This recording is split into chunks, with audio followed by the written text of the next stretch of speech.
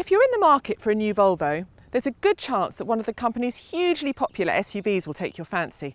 However, Volvo still does a nice line in estate cars, and arguably the most desirable is this, the Volvo V60 Cross Country.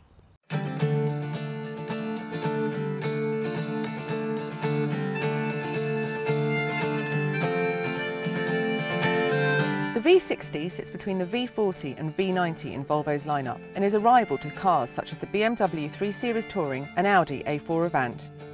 The cross-country part of the equation refers to this particular variant of V60 having some off-road ability and styling that puts it halfway between a normal estate car and a traditional 4x4 vehicle. Volvo has been building cars like this since the 1990s, and whilst not as popular as full SUVs, they do tend to be well liked by their owners. In terms of upgrades over a standard V60, there's a four-wheel drive system and an off-road driving mode with hill descent control. The suspension has been jacked up by 60mm and equipped with softer springs and dampers, and there's plastic cladding to protect the body from scrapes and scratches. While styling is a subjective matter, it's hard to imagine that anybody couldn't like this handsome and classy looking car, and it's certainly a world away from the kind of boxy design Volvo used to be synonymous with. The price you pay for that is that the sloping roofline does impinge on practicality, but at 529 litres, the boot is still a really useful size. For reference, that's the same amount of load space as you get in a front-wheel drive V60, plus the rear seats can be folded completely flat.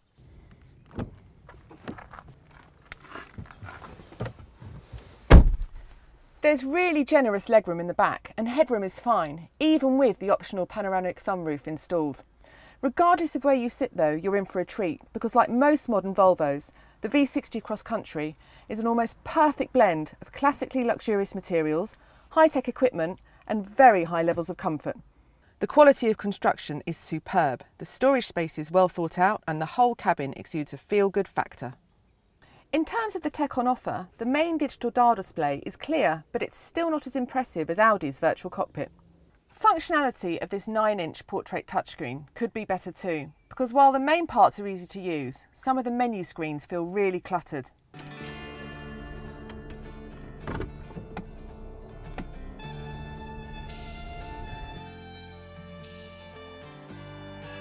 You can have your V60 Cross Country as a 2-litre turbo T5 petrol, or as with today's test car, as a 2-litre diesel in D4 configuration. Both cost around £40,000, so it's clearly not a cheap car, but then nor does it feel it. In fact, I'd say it feels every bit as polished and special as you'd imagine a 40 grand car should. The diesel engine produces 188 brake horsepower and 295 pound-per-foot of torque, which is enough for a 7.6 second 0 to 62 time. An 8-speed automatic gearbox comes as standard. It's a good engine, not only in that it pulls strongly in its low and mid-range, but also because it's refined, particularly at cruising speeds. The gearbox, meanwhile, suits the car's character really well, and that it's super smooth and not at all hurried. Combine this with a soft, squishy ride and predictable handling, and you have a car that is incredibly relaxing to drive. This is a trait shared with Volvo's larger V90 Cross Country, which is another car that doesn't make any attempt to be sporty or scalpel sharp. Instead, Volvo's cross-country models do a great job of cosseting their occupants and bringing some welcome calm into their lives. I swear that driving one of these every day could lower your heart rate.